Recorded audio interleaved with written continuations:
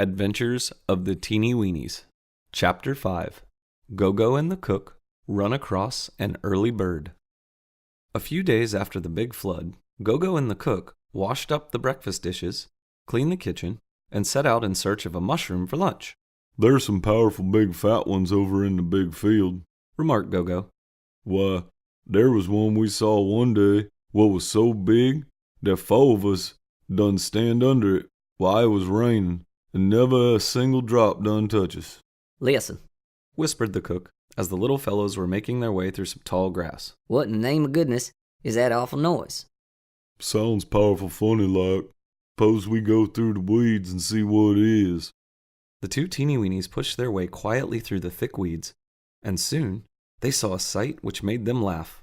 A young robin stood at the side of a freshly spaded flower bed, and in his beak he held one end of a big fat worm. The other end of the worm was fast in a piece of earth, and the robin, with his feet braced, was holding on to the worm with all his might.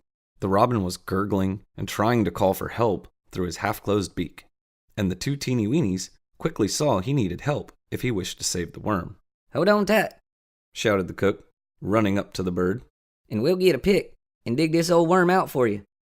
The bird nodded his head, while the two little chaps hurried over to the shoe house, where they secured a pick and shouted to the rest of the Teenie Weenies to follow.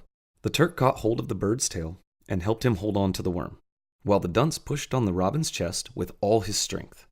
Gogo soon broke the piece of earth up with the pick, and with one gulp, the robin swallowed the worm. "Whee!" exclaimed the bird, as he moved his head around to ease with the stiffened muscles. "That was some hard job. I haven't worked as hard as that for my breakfast for a long time. I saw that worm, and I grabbed onto him, but he was a strong old fellow. He certainly did hang on to that piece of earth with a powerful grip. I hung right onto him, for I hadn't had a worm for several days, and I made up my mind I'd have him if I had to hold on all day." "Well, you certainly got him all right," laughed the policeman. "You bet I did, thanks to your help," grinned the bird.